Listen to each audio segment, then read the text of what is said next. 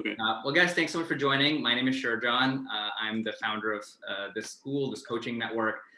Next one is actually our 10-year anniversary. So I've been doing this for 10 years now.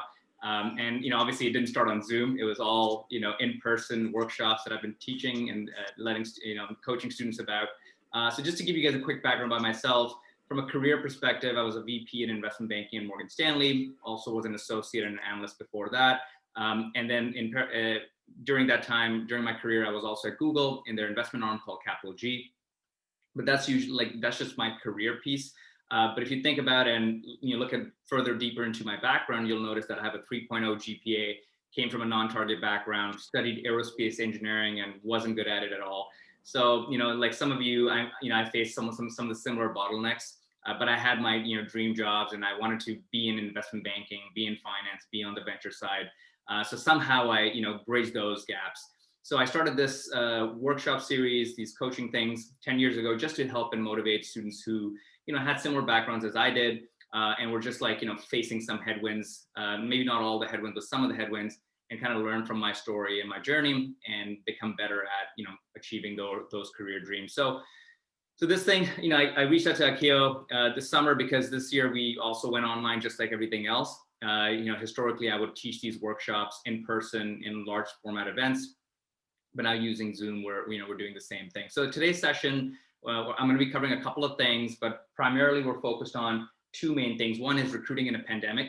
So, all the things have changed. There are no more rules like there were historically. So I understand your pain, and I understand, I graduated in 2009 from undergrad and then 2010 from business school. So I understand how you guys feel as well. Because there's not only a recession but also a pandemic, so it makes it a pretty tough situation to graduate in. So I'm going to give you guys a couple of tips about how to navigate that, and then we'll switch gears a little bit and talk about, if you are international, how to take advantage of not take advantage, but just like use your current situation to hopefully get a job and secure a job. So those are going to be the two main topics. Then, because we're a small group, we'll switch into Q&A, and I want to make sure I can be as valuable to you guys as possible. Any questions you have, this is like an unscripted talk, so anything is fair game. I don't represent Morgan Stanley, so you can't jeopardize your job or anything like that. You can ask me everything that's on your mind. All right, so we'll go that way. All right, cool. And hi Prashant, welcome. And if you have a second, turn on your camera so I can also interact with you. So guys, let's start with the first thing, which is recruiting in a pandemic. I graduated in 2009, like I mentioned. There was a recession, not a pandemic. For you guys, it's going to be very, very tough as well. So there's four things I want you to understand as you get into this mindset of recruiting. First thing is the pandemic's going on, recession's going on, and the times are tough. And you need to just realize that, and I know you realize that, but you can't sit on it and dwell about it, right? Because the more you kind of think about it and the more you say, oh my God, this company's not hiring, they're not going to come over for info sessions, hard to network, you're not going to help yourself. So first thing I want you to do is just understand that, hey, this is the situation. Those are the cards that are dealt for everybody, right? Now, what can I do beyond that? So what are some of the actionable things that I can do beyond that? And the earlier you can get to that conclusion, the more clear your decision-making is going to be and more effective your approach is going to be on how you recruit beyond that. So that's number one. And that little change of mindset also changes, or separates you from your competition, because most people continue sitting on that, notion that, hey, it's just a tough time. There's no one hiring. It's just a, bad time. No one's really networking with us. So I just want you guys to move on. And that's rule number one, right? So that's just the first thing. The second thing is building your brand. Right now, things are different now. You can't build a brand based on how nice your suit looks or, how good your handshake is, how well you make eye contact, those kind of things. Brand needs to be built in a purely online way to begin with. So the first thing I want you all to do is think about yourself as a brand, right? Now, most people don't think of themselves as a brand, but let's look at companies like, for example, Nike or Apple. When you look at Nike, let's take Nike, for example, and you go to a Nike store or you go to Nike's website or their Instagram page, or you meet an employee at the store, everybody speaks, breathes, lives, feels Nike, right? The same way, especially for you guys, and I know some of you may be undergrad, but majority of you are at business school, at this stage, you need to start thinking about how can I build a brand for myself? Like I need to be a brand, maybe not today, but in the future. So as a brand, you need to build that brand and build that, style across all channels, your vibe across all channels to be the same and high quality. So what are some of the channels that are available to you? So obviously you have LinkedIn. Everybody knows LinkedIn. you need to have an amazing LinkedIn page, right? Now, this is like just generic advice, like, hey, have to have a great LinkedIn page. But most people don't have good LinkedIn pages, and employers will search you. So you can look at my LinkedIn page, you can look at Akil's LinkedIn page, have a very detailed LinkedIn page, and obviously have a great photo, all those things. But similarly, LinkedIn is like table stakes. Have a great Facebook page, have a great Instagram page, Twitter. All of these networks are where people will search you. The first time you apply to anything, never think that an employer is not going to search you on social media. They will. And what the problem most people make is that, the mistake, they make is that they delete their social media profiles or they hide it. Don't hide it. Use it to your advantage. And now that doesn't mean like you take your social media profiles and make them professional. You have a photo of you in a suit in all photos. No, that's not what I mean. If you, let's just say, for example, love snowboarding, or you love fishing or skiing, or you're a dancing, enthusiast or a pianist, whatever it is, make it your brand and make it consistent across all channels, so that anywhere an employer, a recruiter, person you're networking with, anybody who searches you online finds it, they see, oh my God, look all the amazing things this person does. Now, this is before you even get to a resume. So that's number one. Build your brand to be consistent. Use those avenues, those social media channels to be on your site. And that includes LinkedIn, Twitter, Facebook, Instagram, all of those things. So clean it up, make it look nice. Similarly, and people forget this, search yourself on Google, right? People are going to search you. The first thing where people will search you is Google directly. See what comes up. Some people have pretty, not, negative past, but sometimes there's something that comes up. Like I have a student of mine who got expelled from his undergrad for the wrong reasons, but then got reinstated. And then those articles that came out about him are still in the Google search history, right? So you don't want something like that hanging around. So see what's in there in your past that someone will see as a third party when they search you, because you don't want to take those chances. And the reason why I mean, about this is like getting a job or any job, 50% of it is luck. You can't control the luck piece. Some days you're lucky, some days you're unlucky. The interviewer might have a good day or a bad day with you. You can't control that. But things that are in your control, you need to make sure you handle those things and have them, dotted, the I's dotted and the T's crossed. On top of that, the amount of competition you have is massive, right? If you just look at, for example, everybody talks about HBS. HBS acceptance rate is 10%, generally speaking, right? And they get 10,000 applications a year. Similarly, if you go further deep into, let's say, Goldman Sachs gets about 250,000 applicants a year, right? And the acceptance rate is less than 3%. And then if you go further deep, let's just say Google, 3 million applications a year and less than 0.3% is the acceptance rate. So in terms of the numbers that are against you or competing against you, it's just too drastic. So you just can't take chances on things that are in your control. So building that brand on social media channels, on anything online is super important. Number two, build a resume. Now, everybody's got a resume. I know everybody here has a resume, but I've seen thousands of resumes of students that I coach and teach. And I tell you, like, even people who come from great business schools like you guys and stuff, a lot of times they don't have resumes that are great. Now, what is a good resume versus a great? A resume, in my opinion, is the most important document you can have, right? First, it's a living document. It needs to be updated every 3 months. You're coming from a summer internship, or you may be like, doing some volunteer work on campus or whatever else, right?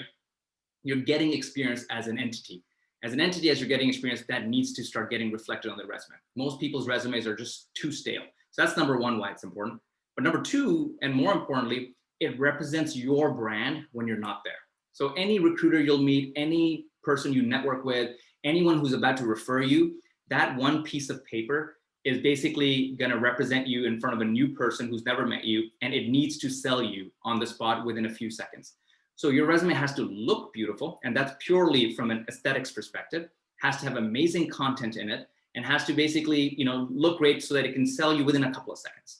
So at the end of this workshop, I'll share like a free resume course that I share with students, so you can spend 90 minutes on it and learn how to build that perfect resume. But don't take your resume lightly. And it's that 90 minutes should be pretty helpful for you guys to rejuvenate or bring your resume to a resume 2.0 level. So build your resume. So now what you have is you have your brand built on social media channels, and also on your resume has been built. Now what I also need you to do is also make sure the brand that you need to represent, which is in-person branding, which is this. Today, now in-person has become Zoom, right? So Zoom is going to be the default way how you're going to connect with people. And how you showcase your Zoom presence and environment defines you. So just to give you an idea, what can you do to differentiate yourself from the competition?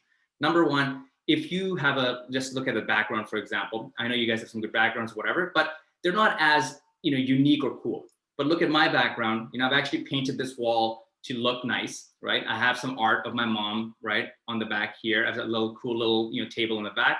It looks really nice, right? On top of that, obviously it's night right now, but I've faced my setup so that it faces a window.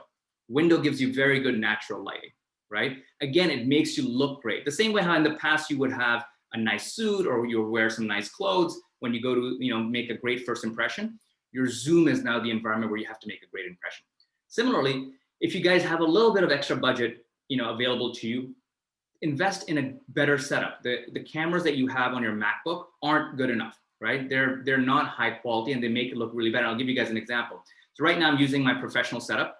This is how it looks like. If I switch to a regular camera, right, it switches pretty drastically, right? And obviously this also I'm using a light and all those things. It just doesn't look as high quality. So little things like that with just a couple of $100, you can get a higher quality, setup, and it just makes it look better. Now, I don't want you guys to spend thousands of dollars, but these little things will matter as you recruit. So now your brand's been built, right? So let's just assume that's been done. Now we need to move on to the second thing, which is spreading the brand, right? Now, spreading the brand, another word, networking. And how do you network now? The old ways of networking and info sessions is not going to work. Employers aren't coming to campuses. And even if they do Zoom sessions, it's just going to be hard. The only thing that's left for you is actually networking and spreading your brand online. So a couple of ways, obviously. Everybody says, hey, you should use LinkedIn. The issue with LinkedIn is more of a directory. It's a place where you can search people and say, okay, this is what she did, this is what he did before in the past, just to get some information on them. But reaching out to people on LinkedIn generally doesn't really work because the other side doesn't really use LinkedIn for communicating as much. It's not a good network. It's a great directory though. So LinkedIn is a good way for you guys to search people. Now, that doesn't mean you don't send, messages out on LinkedIn. That's fine. But you need to think of a different angle. The best things that you guys pay for being at, one of the top universities with such a good brand and such a deep network in the world of business, let's just say, is that you pay for the alumni network, the alumni directory. So the first thing I want you guys to do is to get access to that alumni directory. Now, you may not have it because you might be current students. Maybe it's only given to alumni. Find a way to get it. Maybe go take an alumni out to lunch, say, hey, I need that access. So get the alumni directory access as soon as possible. And then what you need to do is you need to start reaching out to people. Every job that I've received in my life, from the Houlihan Lokey job to Morgan Stanley to Google, to even when I made investments at Google in different companies, to when I raised money, I have used the alumni directory so much because it's where you have people who have been in your shoes. And 99% of students never use the alumni directory, right? They just think like, I don't even know if it exists. And if it does exist, what's good, what's a good use for me? The benefit of that is those are people who are in positions, where you want to work. On top of that, they have been in your shoes. So there's a bridge between you and them. And what you need to do is you need to start cold emailing them, right? And that's literally the only way. So cold emailing is, a superpower that I say most people don't use. People are scared because they're like, hey, what if she doesn't reply to me? Or what if, it's a negative, it's a rejection? Doesn't matter. It's better than not sending an email out. It's better than not doing anything. So you need to start finding out all these people. And before you find them, you need to start building your CRM about all the people that are somewhat related to you, right? So let's assume you want to get into finance or you want to get into consulting or whatever industry. Don't just make a list of people who are at McKinsey and Goldman Sachs, right? That way you're, only reaching out to a select few people in the top brands, in those industries. Given the pandemic, given the recession, unfortunately, we don't have choices of just saying, hey, Goldman or bust or McKinsey or bust. You need to actually apply across the board, from tier 1 firms all the way to the most smallest, like boutique firms with 2 people and a chair, literally, right? So build a list of everybody who's been at WashU at some point, or maybe you're undergrad, or maybe grew up in your town, or whatever you find out. Build a list of everybody and don't just limit it to tier 1 firms. You got to go across the board. Then every day you need to send 5 emails a day to all these people you've never met. And these emails have to be short, right? They're less than 4 lines long. They're very direct, straightforward. They're like, hey, Jenny, my name is Cindy. I'm a first year MBA at XYZ, or I'm a junior at WashU studying economics. Really interested in working in consulting at McKinsey, and came across your profile in the alumni directory or on LinkedIn. Wanted to shoot you a note to get 10 minutes of your time, if you have some time. My resume is attached. Would love to chat with you. Don't run around the bush, beat around the bush about like, oh, I want to learn about the economy, the industry. No, they know you want a job. They understand it. They know you're trying to network, and you need to be persistent about it. So you send those emails out and send them to as many people as you can, at least 5 people a day. That's how it is. And now, yes, you may get some interviews, or you may get some information, replies back from people who are, let's just say, not tier 1 jobs. So let's say you don't get a reply back from Goldman Sachs, managing director, but you get a reply back from this super boutique M&A shop. Great, take it. You learn from it. You start understanding what these companies do, these people do, and slowly you build those networks with them. Now, if you fast forward that story over, let's just say, the next 6 months, you start networking with a bunch of people, you connect with them, suddenly you start getting some interviews, right? Now, you may not get that interview with Goldman Sachs on day 1, but you may be having a bunch of interviews with tier 3, tier 4 firms. That's great. Once you get those interviews, you can start reaching out to Goldman again, and tier 2 firms again, and tier 3 firms, and be like, hey, look, I have some progress made in the sector, in the industry. Please at least give me a shot. So the way I think about it, all of this stuff is like parallel processing, right? You need to work across the entire spectrum so that you get everybody interested. So once you get a bunch of tier 4 and tier 3 firms interested, guess what? The tier 2, tier 1 will give you a shot, right? Over time, that's how it's going to work. Now, just because you get a Goldman internship, it's going to accelerate other processes as well, or a Goldman interview is going to accelerate the other process as well. So play these firms against each other, and that's how you're going to elevate all the firms at the same time and get them to have FOMO. So that's how you spread the brand. And now, a lot of the times, one of the key things people forget about cold emailing is, let's say you send out 100 cold emails, in a month. 99% of them will not get replied. It's just how it is. But if you send a follow-up email after a few days, I can guarantee you will increase like 50% chances of getting a reply. So send an email out, then wait a few more days, send a follow-up. Like, hey, Cindy, tried reaching out to you a couple of days ago. I know you're extremely busy. Just wanted 10 minutes of your time if you have some time, because then they know you're not just blast emailing folks, right? You're actually genuinely interested in them. So that's spreading the brand, and you need to be doing it consistently. Just to give you guys an example, when I was at UCLA Anderson Business School, I couldn't get any interviews and stuff. And that's what I did. I started with the Goldmans and the Morgans of the world, couldn't get an interview. Then went down to tier 2, couldn't get anything. Kept on going down the food chain until I got an internship, unpaid, not even in an office, remote work. And back then, remote work wasn't the cool thing, with this company, which was a super small shop with 2 guys and nothing else to do. And they just wanted me to do desktop research for their company, right? And that's what I did for the summer. Now, when you're in business school, all we want is to pay our student loans and get a job. That's all we're trying to do, right? I didn't have any of those, unpaid and not a brand name. But the point is, you get in the ballpark. So right now, what I'm trying to get you guys to understand is that get in the ballpark, even if it's not Goldman or McKinsey, get in the ballpark, because these are unprecedented times. These are tough times. And once you're in, that doesn't mean you're going to be at that shop for the rest of your life, right? I did a summer at that shop. Then when I came back, I joined full-time at Houlihan Lokey, which is a better investment bank, a middle market investment bank. I didn't stay there into my entire life. I was there for 5 or 6 months. Then I lateraled to Morgan Stanley, right? So slowly you build towards whatever your dream job. And ultimately it comes down to the fact, you got to be greedy, but long-term greedy, not short-term greedy. If you're short-term greedy, you'll not win. You're going to be disappointed on a daily basis. And it's going to just make you feel sad and bad on a regular basis. I want you to have, your eye on the ball in the long run, that, hey, look, 10 years from now, I'll be fine. So let's step by step get closer to what I want to be. So that's spreading the brand. That's networking, right? And don't rely on, resources that are coming from the school. School's going to give you resources if they can, but they're also challenged right now, right? Their hands are tied as well, given the pandemic, given all the stuff that's happening. So don't rely on, the system. The system is going to give you what they can, and they'll try. You got to become independent on this, and you got to take it, take the baton in your hand and go run as much as you can. Now, final piece is prepare, right? Because you have time on your side, because you're at home, you have a ton of time, you need to start preparing for these industries. Now, there's 2 things you need to prepare for.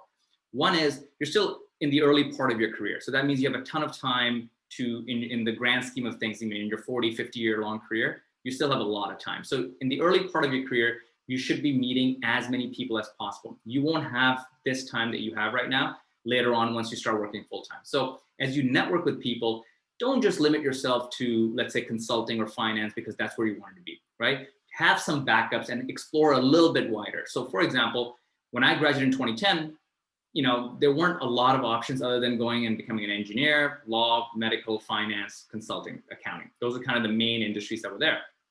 Now you guys have Amazon, Airbnb, Facebook, Ubers. There's so many companies out there with tons of divisions underneath them. Awesome divisions, like their own consulting arm, their own finance arm, accounting arms, strategy arms, that you can actually join and actually may love it. So as you network and explore opportunities, even though you want to be an investment banker at Goldman or a consultant at McKinsey, start exploring, at least start dropping your resumes or networking with a few folks at Amazon, a few folks at Airbnb, a few folks at cool new companies that have come up, like Zoom, for example, right? And you never know. There could be some amazing opportunities there. And worst case scenario, you'll meet a new person, right? So expand that network as wide as possible, learn from the people that you meet, and ask them questions like, hey, what do you love about your day-to-day job? What do you hate about it? Only then can you find out what do you actually love. So that's another thing. Now, also, these companies are a great backup to have if let's just say you don't get in the McKinsey's of the world or the consulting world of things. So, no one's going to give you, any negative points for joining these companies. And similarly, if you think about it, if it's a high enough brand, people will value it, right? So let's say you get a job at a super no-name consulting shop, right? Versus you get a job at, let's just say, Facebook or Amazon, right? Even though it's not in consulting. I would take the Facebook, Amazon job first, do it for a couple of years, and then switch into the world of McKinsey or whatever, because they will respect the brand. So really think about what you're getting into. Don't just limit yourself to that industry. So that's number one on the preparation part. Go explore to prepare what's out there. That's number one. Number two, once you are preparing for interviews, even though you don't have interviews, you need to start preparing for them. People have, you prepare for interviews in two ways. One is technical stuff, right? In any interview, you'll be asked a bunch of technical stuff related to the industry. And then the second piece is behavioral, right? Soft skills, your behavioral skills, how you answer questions, how do you describe your past, your stories, all those things. Most people, what they do is they overbalance, and what they do is they put more weight on the technical side of things. So they learn how to do case studies, they learn how to do accounting, valuation analysis, all that other DCF models, financial analysis, all those things. The problem with putting more weight on the technical is you're basically learning how to do the job, right? Now, there's no point learning how to do the job if you can't get the job, right? So what you need to do is you need to put more effort on convincing the person who's on the other side, I am the right person for this. I am the one who you guys should be hiring and giving me the shot for this. Versus like, hey, I will do the job the best. Because the truth is this, if you think about from employers, these jobs, let's say take McKinsey and McKinsey and Goldman Sachs, for example, right? Two of the best brands in those two worlds. The job itself is not hard. They already know you're smart. Now, what is the job? The job is you'll add a bunch of numbers in Excel, you'll align a bunch of objects in PowerPoint, and you'll write a bunch of Word documents. Anybody can do that, right? So the job itself, they'll train you when you get the job. You need to focus more on convincing someone to like you as a human, as a person. Because interviews are a human-to-human interaction. They're convincing another human to say, hey, look, I'm going to be working hard. I'm here to learn. I've put in the effort to be part of this. And I have all the foundational skills and the maturity and the professionalism to be a member of your team. And you won't hate working with me for 18 hours of the day. So put more effort on the behavioral side of training, answering questions like, why should we hire you? Why should we not hire you? Tell me about your past. Run me through your resume, and learning things like eye contact and all those things that are qualitative. That's where you should be focused on. Now, that doesn't mean you ignore technical training. Learn technical training, spend a weekend on it, and just understand the basics of it, right?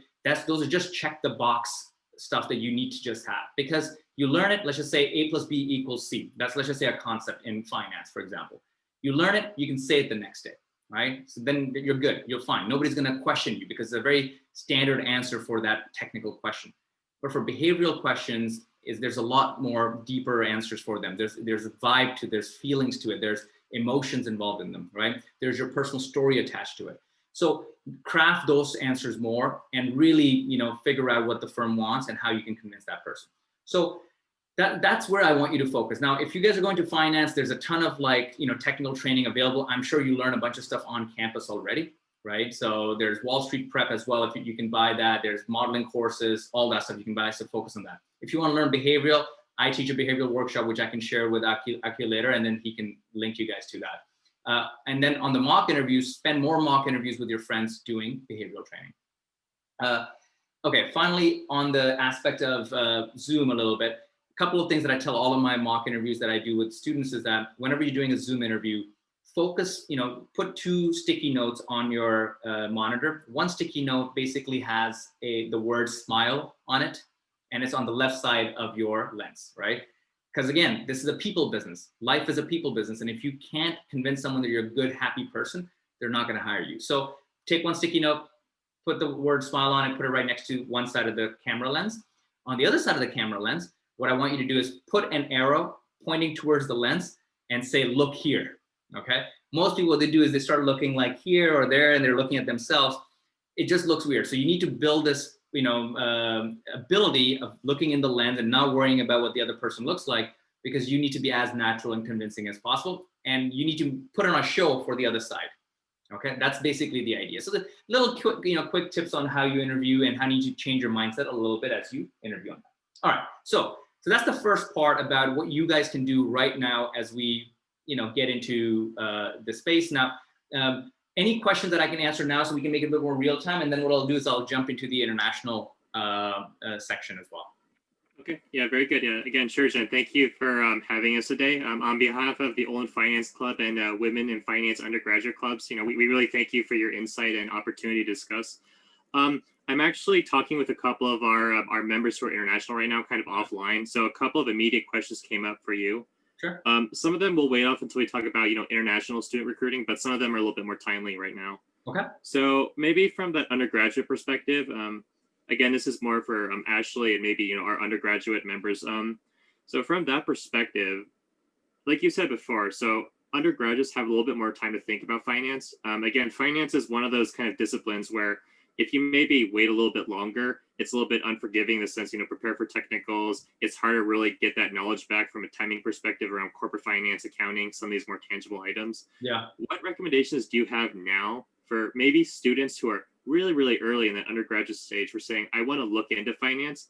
I'm not 100% in it right now, but what are some of the important metrics that they should be considering before they make that final decision, long term? Got it. So I think, one of the best ways to learn, when you're young is, there's 2 ways. One is that we see herd mentality, right? Oh, Jenny is going to Goldman Sachs, I should go to Goldman Sachs. So one of the things I'll tell people is that, try your best to ignore herd mentality, because what's right for someone else may not be right for you, right? So that's one thing. Now, the only way you can figure out what's right for you, and I think I've mentioned it slightly a little bit in the class before, is go meet as many people as possible who are from the industry and learn from their day-to-day experience, right? So for example, if you're an undergrad, you're in freshman year, I always give this example to students. Think of yourself as an alien who just landed on planet Earth, has never tasted ice cream in his life, right? You go to Haagen-Dazs and you have these 30 flavors, go take a bite of each, right? And see which one you like. So when you take, what I mean by that bite is go meet these people, spend 15 minutes on Zoom chat, understanding the day-to-day, and don't be, excited by the brand where they work at. Ask them more about the day-to-day. What do you do when you get to your desk at 10 a.m., right? When you start your day, how does the week kind of look like? What are the tough, aspects of the job that you don't enjoy? So I think having that understanding and absorbing as much as you can is important. And then, in our modern YouTube world, we call it like, day in the life of, right? That's what I want people to understand and get from. So that's number one. I guess the other part I would say is in terms of like, hey, is this the right thing for them? The best way to figure that out is the right thing is to actually try, right? Now, freshman year internship, sophomore year internship, there's, you really are not going to get a true finance internship, right? Like the investment banking internship, like at the top brands. But your mindset should be, can I get something that is the best brand available? Because when, let's just say a firm, let's say Goldman Sachs is looking for a 3rd year junior to join them for their summer internship, they're not looking for like, hey, has this person done investment banking as a sophomore? Because most people know freshman and sophomore, you're too young, you don't have a lot of skills. And even if you get an internship in some sort of, finance firm, you're not really doing much. You're probably doing some desktop research. You're not really building models. You're not building a lot of presentation or any real work. But if you have a great brand on your resume in your freshman and sophomore year, that gives you that credibility. So if you could get into, let's just say, a Google summer intern program or an Amazon summer intern program, Facebook, something that people just know and recognize the brand, that's going to give you the edge in the Goldman interview, because Goldman's going to be like, oh, this person is verified through the filters of well-known companies, right? So that would be my tip for freshman and sophomore year. Now, as soon as you finish your sophomore year, you're getting to, let's just say the sophomore year internship is over, you need to start really getting ready for interviewing for the junior internship, which is going to happen the year after. So let's assume I'm a sophomore, the summer just ended. I want an internship for next summer. Most people think that the internship interview processes begin December, early January, because that's usually when official campus recruiting used to begin. But the problem is most of these jobs, the best of the best jobs, are earmarked a long time before that. So someone who wants that summer internship for next summer, they've already been networking with the right people for the last 6 to 8 months. And they've been begging them and bugging them, be like, hey, listen, as soon as you have this accelerated interview process, which is a kind of a VIP interview process that happens before everybody else knows about it, please put me in the hat. Put my name in the list. I want to at least get interviewed. So if you are finishing your sophomore internship, you need to start networking yesterday. You need to get really serious about that internship for junior year, and you should start interviewing basically now, because it can happen anytime. And most students, I realize, is they miss the boat on it because they believe that, hey, look, I will go to the school. I'm just going to wait until Goldman Sachs shows up on the Career Center's website, right? But the problem is when Goldman Sachs actually shows up on the Career Center website, the number of spots that show up are actually less than 25% of the spots that are potentially available for that summer internship, right? And the competition has gone up because everybody and their mom and their puppy and their cat are now applying for that same job, right? So that's kind of the issue. Hopefully that's helpful, Akio. Yeah, no, I think that was really good. And again, if the students have any follow-up based on that, we'll put you in contact on a one-on-one basis. Question 2 here. This is a very interesting question. Comes from an international student currently in China, but I think it's a very applicable question for everybody in the program.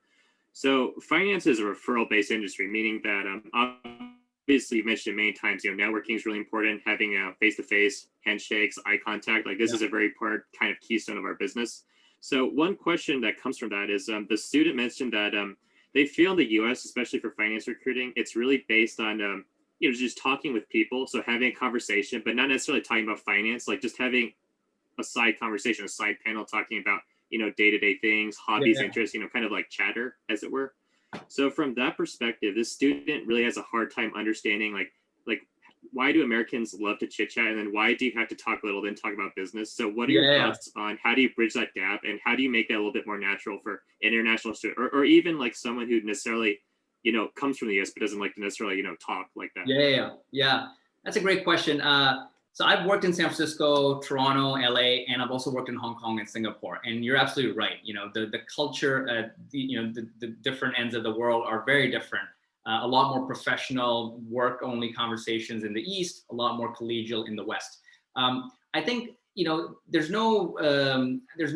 guess it comes from, like, I hate to use the word culture, but as we grow up in the West or in Canada and the US, we have that mindset that people don't take hierarchy that seriously, right? Like there's the lines between ranks and between people are a lot more blurred than they are in the East, right? So for example, when I grew up in Pakistan, I'm ethnically Pakistani, in the classroom, we would call, teachers sir or ma'am or madam, right? Whereas when I immigrated to Canada, it would be, hey, Mrs. Westbrook or, Mr. Jennings, whatever, right? So it changes. I think as you take that as people grow into careers, that's how that culture also transitions. Now, it's very hard to convert yourself from Eastern culture to Western culture, right? And even Western culture to Eastern culture. Like when I went and moved to Hong Kong, initially I was, very open. I would email anybody, regardless of their seniority level, right? I'd be very casual with people. And I got into some trouble with some of my, senior managing directors, like, hey, in Hong Kong, you got to tone it down a little bit, right? So I think the best way to, for me to describe it, at least from a student's perspective, is as you are transitioning to the Western culture, instead of, testing yourself when you actually end up in front of an interviewer and end up in front of an employer, start testing yourself in those situations by being just social on a regular basis with just friends and people around you. So obviously now clubs and bars and stuff like that are not open, but when you get a chance to be back on campus or you have groups that you can interact with, let's just say the finance club or the women's and leadership club, any club, start putting yourself in a situation where you can slowly assimilate. You can't assimilate overnight. Slowly assimilate, learn the styles, learn the lingo, but don't try to, do it so much where it becomes not authentic or you don't want it to come across as inauthentic, right? So don't just be like, hey, the Yankees game last night, right? Like if you don't know about Yankees, don't bring it up, right?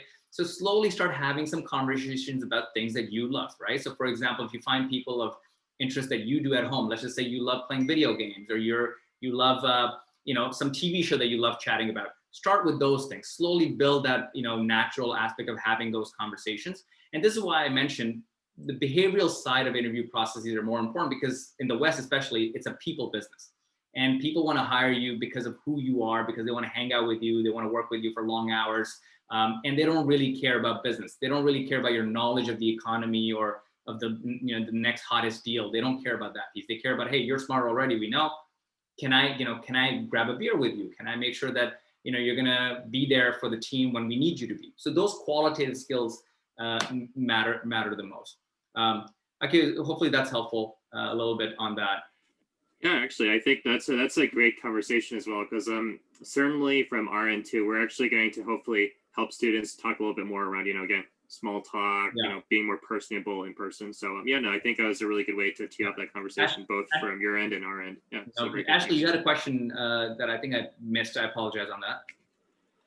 Yeah, I have a question. It's a little bit more personal, but the overview of my question is, so I actually interned at Morgan Stanley this past summer as a junior, and my full-time offer was placed on hold. So I've been trying to re-recruit and have had a couple of super days, but have not received any offers yet. And my two-part question would be, one, how do you go about telling these firms when they ask that you did not, I didn't not receive an offer, but if I say I haven't heard back yet and it's October now, they're going to be like, you're lying, one. And then two, so the conversation with Morgan Stanley, I would like to reach back out to them because they haven't given me a definite answer, but I don't want to seem like I'm desperate where play the game. I haven't had an offer yet. I've had a few receptions further along in the process, but I would like to go back to them and play the game, but I don't really have anything like this. Yeah, no, so good question. Tough situation, right? But not something that I think you have a good attitude about it, first of all, right? Most people who, let's take the one end of the spectrum. Most people who get laid off or don't get a return offer get pretty scared about it. They're like, my career's over, what's going to happen? I think the best people I've noticed who go through some of these situations take it head on, accept it, and then move from there. So I think you're very honest about it, very open about it, which is great. So that's the first thing. The second thing I think you understand as well, and they understand as well, and the new employers understand as well, these are very different times, right? I know a bunch of firms who have even canceled their entire class, right, of interns that were supposed to show up. Then there's firms who fully moved the class of next year's full-time, a full year. I know Evercore basically reached out to all of their analysts or associates and said, hey, we're going to move this to next year. And if you're okay with that, we'll give you $25,000 check. So you can go spend a year off, right? So these are super unprecedented times. So the thing is, everybody's going through this. So I don't want you to take it to, oh my God, my situation is different from others. A lot of people are in this. So that should give you a little bit more comfort. Now, honesty wins, in my opinion. So when you meet folks, let them know, look, it's on hold, right? Now, if someone's like, hey, why is it on hold? I don't know, they're working on their side of the process, but they haven't come back to me yet, right? That's the truth. You haven't heard back. Now, if you didn't get a return offer, I would also say, just be honest, be like, hey, I didn't get a return offer. It didn't work out. I wasn't one of the ones selected for the return offer. So honesty in that situation wins. Now, what's happening from the Morgan Stanley side, just to give you guys an idea. From the Morgan Stanley side, they had, let's say, 10 summer interns in your group, in the office, right? The firm decided way above any of our pay grades that, hey, we can only have 6 or 7, right? So what happened is those 6 or 7 were given an offer to come back.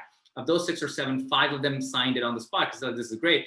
Then the other 2 are like, hey, no, I need more time, because they have a lot of options. There's always going to be kids who have options, right? Maybe they got a friend at Goldman who's gotten them super day. Someone got an offer from KKR to come as an analyst. So they're basically exploring. Now, until those kids figure out their stuff, Morgan can't open a spot for Ashley, right? That's just how it is. And then when, let's just say, they figure out their stuff, that's when they reach out to Ashley and be like, hey, Ashley, guess what? We're so excited to have you, in your thing. So now the thing I think what you need to do is, you can't really wait for Morgan, right? You need, and what you're doing is exactly what you should be doing. You're getting super days, you're meeting people, you're, you know, networking, you're spreading your brand as much as possible. That's the only thing you can do, right? So continue doing that, continue getting those super days, and you know, try to get an offer and keep on going down the food chain until you get an offer, which will then basically light a fire under Morgan Stanley's butt, because they'll be like, okay, Ashley has an offer, which is exploding, so she needs to respect that. Reach out to Morgan Stanley then, because now you have cards in your pocket, right? And even if it's, look, you may be struggling with, let's say, getting an interview at, you know, Credit Suisse, Barclays, whatever, some of the other finance firms. But what if you get an offer from Amazon? Amazon doesn't care that Morgan Stanley has put you on hold. Amazon doesn't, Airbnb doesn't care that put, you know, you on hold. Like some of the other brands that are respected, it doesn't, like, you know, they don't care about Morgan Stanley as much. They care about getting a good talent who's well-trained, ready to, you know, crank and ready to work hard. Get a good, you know, brand name job, then reach out to Morgan Stanley and say, hey, look, I'm wanted on the street. Here's the situation. So that'd be my 2 cents on this. Is that helpful, Ashley? Yeah, it is helpful. Unfortunately, it's very hard to get a job, but keep trying. A lot of rejections. Keep trying is the right thing, and get the best you can, and then go from there, right? These are tough times. When I graduated in undergrad, so I was in a similar situation as you. I was even worse. I had an internship at Accenture Consulting in 2008 summer, and I was one of the few interns to not get a return offer, right? So I was like, oh my God, what do I do next? And there were, you know, it was 2008, then 9 came around, recession was on top of us, nobody was hiring, there was just layoffs everywhere. My only option was to go to business school, right? That's the only option I had. So, you know, the one thing I couldn't do was sit still, and that's one of the things I don't do. I just don't sit still. If I struggle or something doesn't work, I'm gonna try to make sure today, what can I do today to make today better, right? And the only thing I could do then was I could take my GMAT. So I took my GMAT then, got 680 on it, not great, but good enough, step in the right direction. Then I said, okay, what's next? Let's apply to some business schools while still applying to jobs, right? I got into UCLA, right? This was like, you know, in early 2009, but the start date was, you know, January 2010. And then I was going to graduate in the summer without a job from University of Toronto. And then but I kept on networking, and then my networking paid off. And there was an off-cycle internship that came up at RBC, right? Which is one of the investment banks. And it wasn't in the investment bank, it was on the trade floor. But I took it because I had already committed to UCLA. I was going to go to UCLA in January, but I took that RBC internship that helped me fill like 3-4 months of the gap that I would have, right? And then I even asked you, RBC was like, hey, look, you can save me $100,000 if you just give me a full-time job, like not the internship. Didn't happen. No worries, keep moving forward. Went to UCLA and gave me new network, built, right? Now, in the grand scheme of things, this little hiccup that you're facing right now, it's not going to matter. I can guarantee you, right? Like, did you know Sheryl Sandberg, right? Do you know Sheryl Sandberg, Ashley? Okay, so she's the COO of Facebook. Okay, so do you know in her junior year what happened to her internship? We don't know. Nobody knows, right? In the grand scheme of things, you're gonna be fine. Just keep the attitude and keep pushing forward, right? Yeah, thank you. No worries. The right attitude. All right, so okay, I'm gonna switch gears to the international student topic real quick, so that it'll be helpful to some of the other folks. So look, I think I have 2 core things I want to talk to you guys about being international. I was international. I mean, not from India, Pakistan, or China, you know, where you'll see a lot of people come from. I was from Canada, but still, you face some of the similar issues as you apply in the U.S. The first thing is it's tougher being an international student because you come to U.S. schools for an opportunity to work in the U.S. and you get your OPT, you get your, you know, short-term visas and stuff, which is great. But there's a lot of other factors that are beyond you that you can't control, right? It could be election year, you know, different governments treat, you know, immigration differently, all that stuff. Now, again, the similar thing that I mentioned earlier in this topic about, hey, you know, whatever the circumstances, the cards that are dealt, you can't dwell on them. That's just the situation. So don't think of yourself as an international student. Always apply to jobs as someone who can do the job. And the way my mentality was when I applied for jobs was I acted and believed in myself to be equally capable as any local student that was available. Now, when I interviewed and I impressed the people on the other side of the table, right, they never questioned me on the fact that, hey, are you Canadian? Are you US? Do you need visas? Whatever. I just basically impressed them with my answers and my ability and my hard work and those things. So make sure you put your focus towards that side of things. And don't self-eliminate yourself by putting on your resume, oh, I need visa, I need representation, any of those things. Don't add that. A lot of people on the bottom of their resume will say, oh, Indian citizen will need visa, right? Don't need to disclose those things. Just be, honest. Just be, impressing the folks with your abilities and stuff that you have. Now, let's say you crush those interviews and stuff. When you do get to a point where they will say, okay, HR, we want to extend an offer to you, Cindy, can you connect with HR and provide your documents? HR will find out, okay, this person actually needs it. These firms have the ability to get you a visa or something like that. And on top of that, look, you are undergrad, so you do have at least 1 year of visa. A lot of my students who are international students who are, in US schools, what they had done, they had 1 year of work permit while working in the US. After that, let's just say a bunch of my students were at Goldman, they couldn't continue after 1 year at Goldman, New York. But Goldman figured out a way to get them over to London or Singapore or Hong Kong, so they could still be part of the Goldman family, right? Your career is not over just because you're not in the US, right? As long as you can convince them and stuff to let you be in the US for at least 1 year, you're part of the family, and then they'll take care of you. Now, if they don't take care of you, there's always other opportunities, which leads me to my second point. It's a lot harder to get jobs in the US as an international student. It just is. It's just what it is. Not only that, even interviews is hard sometimes, right? So I'll give you my story. When I was at UCLA with the goal that, hey, I'm gonna try to get a job here. First thing, before I even did that, my networking, I didn't focus my networking purely in the US. When I had the Alumni Directory, I was emailing, and you'll love this, I would email Morgan Stanley bankers and Goldman bankers in Tokyo and Singapore and Kuala Lumpur. And I remember this Tokyo Goldman Sachs banker replied to me, he's like, dude, do you even speak Japanese? Like, you're emailing, networking with me. How are you gonna work in Japan? But when we got in the chat, we spoke, he liked me enough. He's like, look, let me help you out. Let me connect you with my friend in New York. Let me connect you with my friend in LA who's at Goldman. So point is, don't just network in just your local ecosystem. You as an international student especially, you need to network around the world. You never know who's gonna like you and support your case and give you that extra edge somewhere. So that's number one. Number two, a lot of mistakes folks make, not just international students, what they do is they wanna work at Goldman Sachs, New York. They wanna work at McKinsey, Chicago, the top of the top. Yes, everybody wants to work. Everybody wants that Mercedes-Benz. We get that. But the problem there is the competition for those spots is so high. Everybody's applying for those spots, right? And unfortunately, you are not gonna be king or queen for that spot, right? You're gonna be actually tiered lower than a lot of other folks, unfortunately. But there are places in the world where your candidacy, your brand is gonna be valued so much higher. So I'll give you an example from my story. I couldn't get an interview in LA when I was about to graduate from UCLA. And if I graduated without a job, my whole master's degree plan would have been a failure. So I knew that, look, amongst UCLA students, my competition in LA or California, I'm going against obviously other UCLA kids, Berkeley kids, Stanford kids, Harvard kids, all these other kids who are trying to get these jobs in the West Coast. I'm not even gonna get an interview. On top of that, I didn't have a good summer internship compared to some of these other kids who had worked at Morgan and Bain and BCG and other places.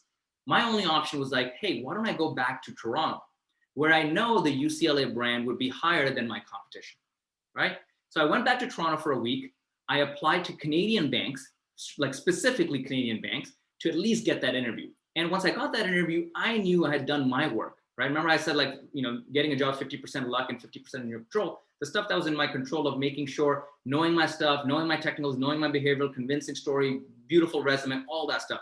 When I got that shot, I outcompeted with the competition and won my first offer in Canada. It was an offer at Bank of Montreal, which is a small investment bank in Canada.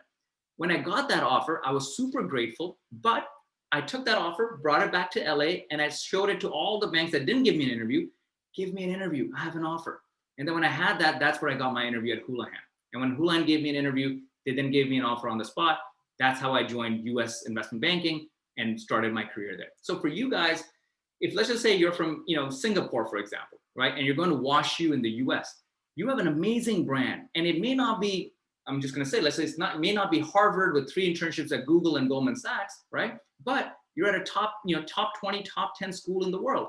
Now, your competition in the US is hard, but that brand, WashU, you take it back to Singapore, at Goldman Singapore, they would love to have you back. At least your chances will be higher because your competition is National University of Singapore, Singapore Management University, Hong Kong University, some of the other places. So same with India, same with Pakistan, same with China, right? That international training that you receive is valued a lot higher there. So I'm not saying just apply to Singapore or internationally. I'm saying also make sure you apply there, because you may get a shot, an easier shot there. And once you get that shot, you can always try to convert that shot in the West. Now, sometimes you may not be able to convert it. You get an interview at Goldman Sachs Singapore or Goldman Sachs India, they want you to come back to India and there's no other shot.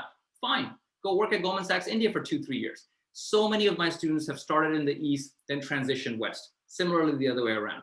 Your careers are going to be long, 40, 50 years long. Don't worry about the first 2 or 3 years, right? Just get in the house, get in the ballpark, and then slowly, step by step navigate.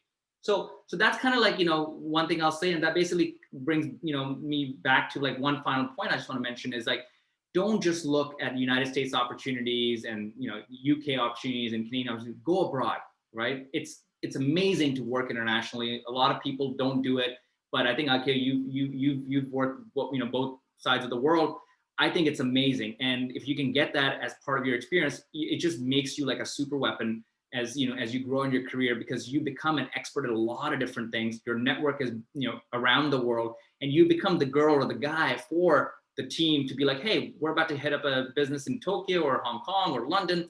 Oh, Jenny knows exactly what we need to do. Or Jenny has the right people in that place. Or Jenny's done a deal or two there, right? Which makes you super, super wanted. All right, I'll just finish that. Any other questions, Akio, that you guys have on the thing that I can help tackle?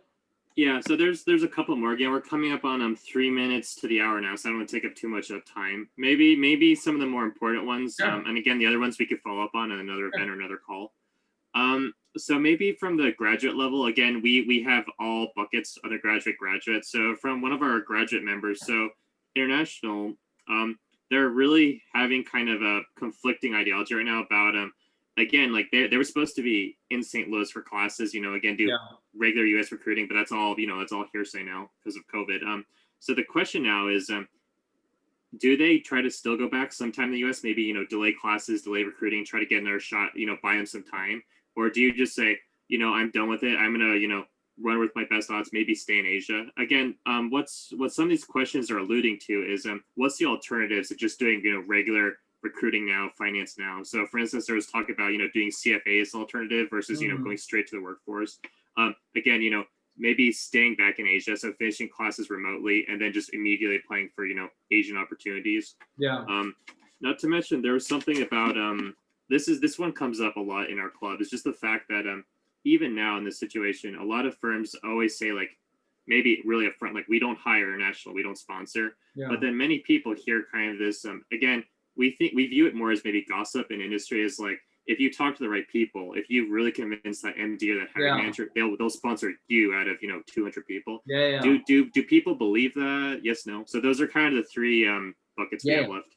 Yeah. So the first question, in terms of like, what's my backup plan? Look, I think, CFA, I think, has not much value unless you're going into portfolio management and those kind of things, right? It's not as, especially as a junior person, nobody's hiring you just because you have your CFA. Now, I think it's great to have if you can do it, and it's a good skill to learn. You'll learn a lot of stuff. That's great. But I think there's better ways to spend that time. My personal view would be, like I say, always have that momentum and keep moving forward. So, coming back to the US is not going to change especially given everybody's online, it's not going to change the dynamics of how you recruit, right? So I think if you can be safe and stay in Asia, be safe and stay in Asia, while network and recruit over internet, online, and nobody needs to know you're in Asia, right? Like, don't give them the option to think, oh, where are you, right? So it's like, so you don't need to mention that. You can just act as if you are in the US. So that's number one. Number two, how can you, spend your time while you are abroad and all that stuff? And, in addition to recruiting, I would say, spend time always moving forward in ways where, for example, obviously training yourself. So you can train yourself, you can learn new things, you can learn how to Excel model and all those stuff that you may need. That could be one thing. You can involve yourself with actually joining, a company where you're working for them remotely. So there's a lot of startups out there who are hiring for remote work. And even if you have to work for free, you're doing something. Don't just remain idle is what my point is, right? So do some work, involve yourself with things, and if you love thinking, if you love writing, for example, some people I would recommend, if you have some unique insights, there's someone I know who got a job in venture capital. He couldn't get a job in venture capital, but what he did was, for the last 5 years, he's been writing about venture capital investments and startups on his own. Doesn't need to get permission from anybody to write, right? So he started writing about that, being very thoughtful about companies. and then started fake investing in companies. What I mean by fake investing is he would find these private companies that are, let's say, Series A or Series B, and he would be like, oh, this company's great. Here's why it's great. Here's why it's not. I'm going to put in $1 million in it, right? Now, fast forward 5 years, he has a track record of, companies. And obviously, some people can say, no, he didn't have skin in the game, but he's made it all public. Being public is skin in the game. So don't remain idle. Do something. Start building yourself, because the next 24 months, it may take 24 months, is important for you to continue being in motion. So that would be my only tip on that. The second part where you mentioned about people saying, hey, look, the right people, there's always a way. I always believe that there's always that 1% chance someone's going to like you and they're going to move mountains for you, right? Now, finding that person is just always hard. You never know who's going to like you and push for you and want you to come join. But that does happen, right? I don't believe in absolutes, right? I don't believe in like, oh, either if someone says, hey, we don't hire international, I don't really believe that. And at the same time, I've always had a belief that any company out there, right, they are always looking for the best people, right? And if I can convince someone that I am the right person for that job or that spot right there, someone's going to give me that role. Now, if that doesn't happen, I'm not going to hold it against them, right? So I think that's the positive side. I always think of glass half full kind of thing, that there's always a way. And similarly, like when I was, growing up and, starting my career, I got rejected by Morgan Stanley twice, right? And then I got it the third time. Similarly, like, at Goldman, never got an offer from Goldman, but went to multiple super days. I always had this mindset that, back then, I think Goldman had 30,000 employees, let's just say. I always had that mindset that there's one person at Goldman that I need to replace. That's it, right? So 1 out of 30,000 people, I can, get their job. And if I have that mindset, it'll work out in the long run. So hopefully that's, helpful, Akio. Sorry, it was a little bit long form. And again, yeah, thank you again. Thank you certainly for starting the conversation and, hosting several of our student questions. And again, for everyone who's watching this recording, thank you for joining virtually at a different time. And hopefully me and Sherjan were able to kind of bring up those questions for you. That's awesome. Look, I'll share. So next month is our 10-year anniversary, and I'm hosting a live workshop teaching my full course to all the students. So Akio, I'll send you a link to that, and you guys should sign up. It's my workshop that teaches people about all the things that I know. It's a 5 to 6 hour long event. So come join it next month. It's going to be a global event, but I'll share that with you, and then you can share with your members and all that stuff. Okay. Yeah. Very good. Yeah. Thank you, Sherjan. Wonderful. No worries. Well, guys, thanks so much for joining. I really had a good time. Right, stay positive, stay motivated, stay testing negative, and then we'll go from there. All right. Oh, should we take a photo before we jump ship? Yeah, should I do it? Okay, I'll do it. Give me a second. I can do it too. I got it. Okay. You got it? Cheers, guys. Okay. All right, I'll share that with you guys later. Oh yeah, please. Yeah. Awesome. Well, thanks, guys. I appreciate it. Okay. Hey, thanks so much. Thank you so much. Bye now. Take care. Bye-bye. Bye-bye.